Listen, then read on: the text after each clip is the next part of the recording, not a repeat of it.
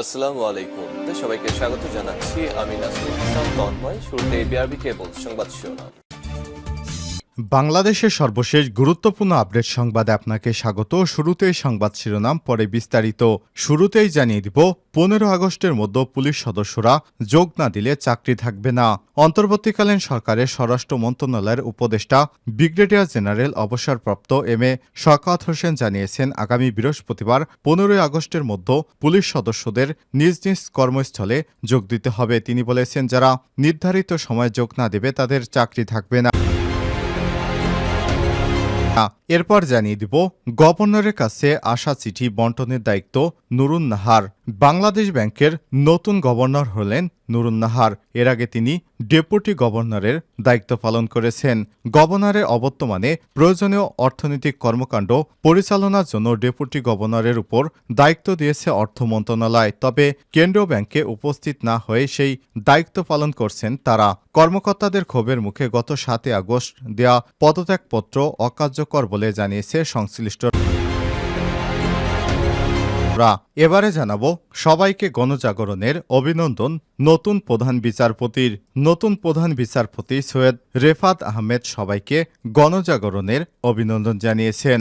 আজ তিনি সুপ্রিম কোর্টে নিজ দপ্তরে যান। এ সময় উপস্থিত সবাইকে অভিনন্দন জানিয়ে প্রধান বিচারপতি বলেন, আপনাদের সবাইকে অভিনন্দন, আপনাদের সবাইকে গণজাগরণের অভিনন্দন। জানিয়ে দিব, শেখ হাসিনা বললেন, শিক্ষার্থীদের আমি রাজাকার বলিনি। সরকারি চাকরিতে কোটা সংস্কার নিয়ে গত মাসে সারা দেশ উত্তাল ছিল। এই আন্দোলনকে দমাতে ক্ষমতাসীন দল আওয়ামী লীগ সরকার তাদের পেটোয়া বাহিনী, ছাত্রলীগ, যুবলীগের পাশাপাশি পুলিশ বাহিনী ব্যবহার করে। কোটা সংস্কার আন্দোলনে অংশ নিয়ে নিহত হয়েছে অনেক শিক্ষার্থী, সাধারণ মানুষ। শেষ পর্যায়ে শিক্ষার্থীদের আন্দোলনের তোপের মুখে পড়ে চলতি মাসের 5 তারিখ সোমবার দুপুরে দেশ থেকে পালিয়ে যায় প্রধানমন্ত্রী শেখ হাসিনা। দেশ থেকে পালিয়ে যাবার 6ষ্ঠ দিনে আজ প্রধানমন্ত্রী বললেন, আমি শিক্ষার্থীদের রাজাকার বলিনি, আমার কথাকে ব্যঙ্গাত্মক করা হয়েছে।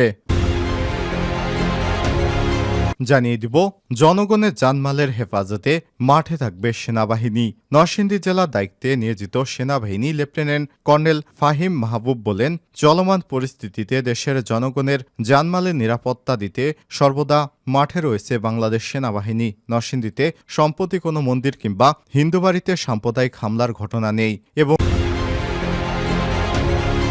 সর্বশেষ জানিয়ে দিব, নোয়াখালীতে 6 আসনের এমপি মোহাম্মদ আলী আটক। নোয়াখালী 6 আসনের সাবেক সংসদ সদস্য মোহাম্মদ আলীকে আটক করেছে সেনাবাহিনীর সদস্যরা। আর সকালে বিষয়টি নিশ্চিত করেছেন নৌবাহিনীর হাতিয়ার কন্টিনেন্ট কমান্ডার মুশফিকুর রহমান। প্রিয় দর্শক, এতক্ষণ শুনছিলেন সংবাদ শিরোনাম, এবারে বিস্তারিত। তবে তার আগে বন্ধুরা, কমেন্ট করে জানিয়ে দিন এই সংবাদ সম্পর্কে আপনার মূল্যবান মতামত। বন্ধুরা, এই চ্যানেলে আপনি নতুন হয়ে থাকলে সংবাদটি দেখতে দেখতে চ্যানেলটি সাবস্ক্রাইব করে রাখুন। আর অনুরোধ থাকবে বন্ধুরা, সংবাদটিতে একটি লাইক দিয়ে আমাদের সঙ্গেই থাকুন। এবারে বিস্তারিত। গভর্নরের কাছে আসা চিঠি বন্টনের দায়িত্বে নুরুন নাহার। গভর্নরের অবর্তমানে প্রয়োজনীয় অর্থনৈতিক কর্মকাণ্ড পরিচালনার জন্য ডেপুটি গভর্নরদের দায়িত্ব নিয়েছে অর্থ মন্ত্রণালয়। তবে কেন্দ্রীয় ব্যাংকে উপস্থিত না হয়ে সেই দায়িত্ব পালন করছেন তারা। কর্মকর্তাদের ক্ষোভের মুখে গত 7 আগস্ট দেয়া পদত্যাগপত্র অকার্যকর বলে জানিয়েছে সংশ্লিষ্টরা। রবিবার 11 আগস্ট অর্থ মন্ত্রণালয়ের আর্থিক প্রতিষ্ঠান বিভাগ থেকে এই সংক্রান্ত একটি বিজ্ঞাপন জারি করা হয়। এতে বলা হয়, গভর্নরের অবর্তমানে নিজ নিজ দায়িত্ব পালন করবে ডেপুটি গভর্নর। তবে গভর্নরের কাছে আসা ডাক বা চিঠিগুলো বন্টন করবে ডেপুটি গভর্নর নুরুন নাহার।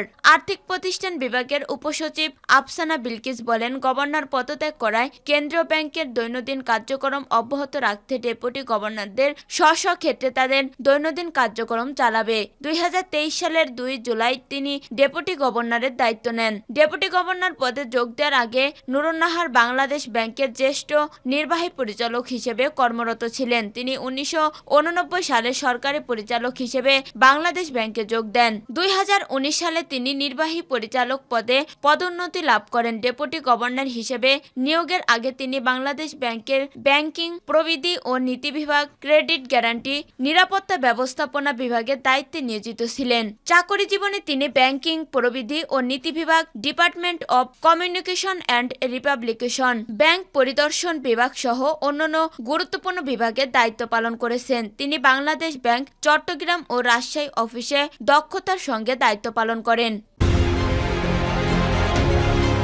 সবাইকে গণজাগরণের অভিনন্দন নতুন প্রধান বিচারপতির। প্রধান বিচারপতি সৈয়দ রেফাত আহমেদ সবাইকে গণজাগরণের অভিনন্দন জানিয়েছেন। রোববার 11 আগস্ট তিনি সুপ্রিম কোর্টের নিজ দপ্তরে যান। এ সময় উপস্থিত সবাইকে অভিনন্দন জানিয়ে প্রধান বিচারপতি বলেন, আপনাদের সবাইকে অভিনন্দন, আপনাদের সবাইকে গণজাগরণের অভিনন্দন।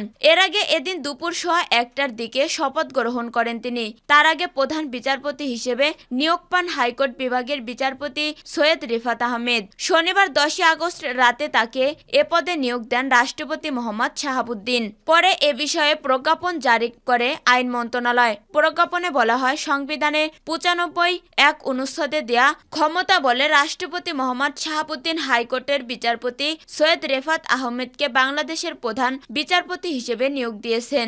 এই নিয়োগ শপথের তারিখ থেকে কার্যকর হবে।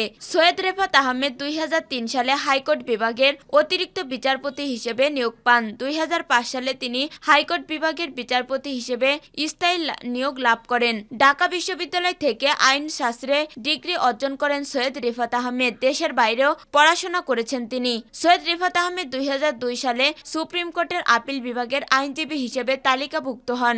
এর আগে 1984 সালে জজ আদালতের আইনজীবী হিসেবে এবং 1986 সালে হাইকোর্ট বিভাগের আইনজীবী হিসেবে তালিকাভুক্ত হয়েছেন তিনি। প্রধান বিচারপতি সৈয়দ রেফাত আহমেদ 1958 সালে জন্মগ্রহণ করেন। তার বাবা প্রাত ইশতিয়াক আহমেদ সাবেক তত্ত্বাবধায়ক সরকারের উপদেষ্টা আর মা প্রাত জাতীয় অধ্যাপক সুপিয়া আহমেদ। এর আগে শনিবার প্রধান বিচারপতি ওবায়দুল হাসান এবং আপিল বিভাগের 5 বিচারপতি পদত্যাগপত্র জমা দেন। প্রধান বিচারপতি ছাড়া অন্য 5 বিচারপতি হলেন এম ইনায়েতুর রহিম, মোহাম্মদ আবু জাফর সিদ্দিকী, জাহাঙ্গীর হোসেন, মোহাম্মদ শাহিনুর ইসলাম ও কাশেপা হোসেন।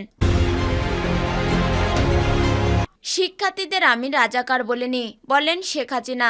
সরকারি চাকরিতে কোটা সংস্কার নিয়ে গত মাসে সারা দেশে উত্তাল ছিল। এই আন্দোলনকে দমাতে ক্ষমতাসীন দল আওয়ামী লীগ সরকার তাদের পেটুয়া বাহিনী, ছাত্রলীগ, যুবলীগের পাশাপাশি পুলিশ বাহিনীকে ব্যবহার করে। কোটা সংস্কার আন্দোলনে অংশ নিয়ে নিহত হয়েছেন অনেক শিক্ষার্থী ও সাধারণ মানুষ। শেষ পর্যন্ত শিক্ষার্থীদের আন্দোলনের তোপের মুখে পড়ে চলতি মাসের 5 তারিখ সোমবার দুপুরে দেশ থেকে পালিয়ে যান প্রধানমন্ত্রী শেখ হাসিনা। প্রধানমন্ত্রীর পদ থেকে পদত্যাগ করে ভারতে পালিয়েছেন শেখ হাসিনা।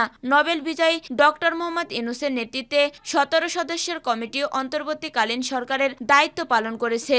দেশ থেকে পালিয়ে যাওয়ার 6ষ্ঠ দিনে আজ প্রথম মুখ খুলেছেন সাবেক প্রধানমন্ত্রী শেখ হাসিনা। তিনি বলেছেন, বাংলাদেশের যুব ছাত্রদের আবারও বলছি, আমি তোমাদের রাজাকার বলিনি। আমার শব্দ বিকৃত করা হয়েছে অশান্তি উস্কানোর জন্য। আমি অনুরোধ করছি সেদিনের পুরো ভিডিও তোমরা দেখো।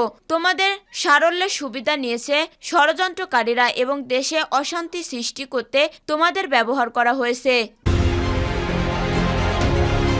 জনগণের জানমালের হেফাজতে মাঠে থাকবে সেনাবাহিনী। নরসিংদী জেলার দায়িত্বে নিয়োজিত সেনাবাহিনীর লেফটেন্যান্ট কর্নেল ফাহিম মাহবুব বলেন, চলমান পরিস্থিতিতে দেশের জনগণের জানমালের নিরাপত্তা দিতে সর্বদা মাঠে রয়েছে বাংলাদেশ সেনাবাহিনী। নরসিংদীতে সম্প্রতি কোনো মন্দির কিংবা হিন্দু বাড়িতে সাম্প্রদায়িক হামলার ঘটনা নেই। শনিবার 10 আগস্ট বিকেলে নরসিংদী পৌর শহরের গোপীনাথ জিওর আকড়া পরিদর্শন ও হিন্দু ধর্মীয় নেতাদের সাথে আলোচনার সময় তিনি এসব কথা বলেন। লেফটেন্যান্ট কর্নেল ফাহিম মাহবুব বলেন, যাদের বাড়িতে হামলা ভাঙচুর হয়েছে সেগুলো সবকয়টি রাজনৈতিক প্রতিহিংসার শিকার। এরপরও সমাজের সকল স্তরের মানুষের সহযোগিতা পেলে খুব শিগগিরই পরিস্থিতি শান্তিপূর্ণ এবং স্বাভাবিক হবে। সরকার পতনের পর থেকে নরসিংদীতে সাধারণ মানুষ সহ কোনো হতাহতের ঘটনা নেই। এইসব ক্রেডিট নরসিংদীর জনগণের বলেও জানান তিনি।